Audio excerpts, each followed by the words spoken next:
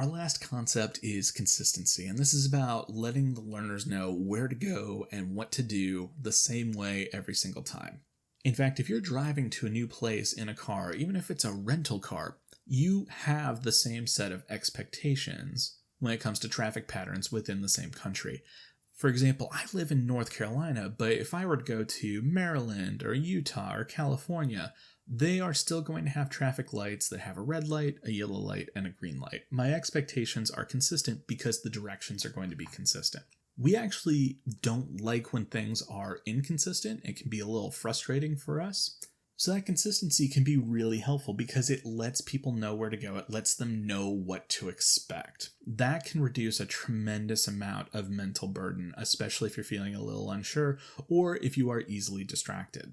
That's why things like routines at meetings can be so helpful. And these could be meetings within your department. These could be meetings at your school. This could be meetings at your organization. This could be a class meeting. But having routines whenever you have a get-together reduces anxiety. It lets people know what to expect. And it gives you a chance to remind them of where they've been before you go where you're going next. I follow several educators online, and one of the things that I've really enjoyed is them sharing their lessons learned while teaching during COVID over the past year and a half, 2 years. And by far, one of the things that comes up most frequently that instructors share that they did, that the students have just loved, is when the instructors send out weekly reminders about where the students should be in the course and what they should be working on next.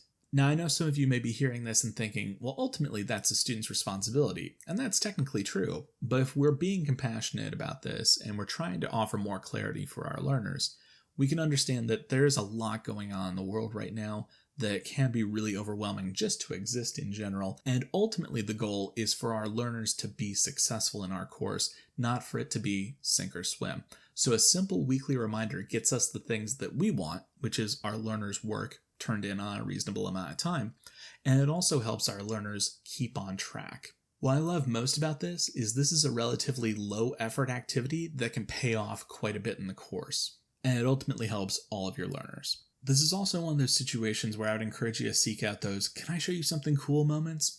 And what I love about technology is there's so many of those moments that you can share with others that help them, A, improve the quality of the thing that they're building, but B, also make their work a bit more consistent, which makes it better for their users. Now, repetition is especially helpful in all contexts. If I were to apply that to documents, one thing that can be really helpful is using headings so that your audience knows when they have moved into a new section of the text.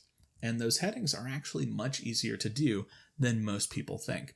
One of my favorite "can I show you something cool" moments is when I walk folks through how to actually use the styles drawer in Microsoft Word. The styles drawer is in the top right corner of Word for most folks, and it has those things like heading 1, heading 2, heading 3. Now, some of the folks that I've worked with, when they want to create a heading in their document, they'll highlight the text, they'll click the bold icon, they'll set the text size to 16, they might change the font that they're using, but then they end up having to do that for every single heading, and it ends up being inconsistent. Whereas if they clicked the text and then they clicked heading 1 in the styles drawer, it would style it for them, and not only that, it's making the document more accessible. Screen readers can read when something is a heading, so if someone's using a screen reader, instead of having to listen to the entire document be read to them, they can jump ahead between sections based off of the headings you use. And not only that, if you are consistently using this headings feature as an example, you can then update how the heading is styled, and it updates all the headings in your document at once. It's a really cool feature, and it's just one of those little "can I show you something cool" moments that also helps boost the consistency of a learning document. Now, the same applies to Moodle. There are headings in Moodle that you can apply into your course so that it's pulling straight from the style sheet for your site. It's going to be consistent with your theme, and a screen reader would be able to pick up on those headings and quickly navigate through your site. So simple things like just using the heading styles can have a really big impact on your document. It makes them look more consistent. It makes it easy to navigate for your sighted students.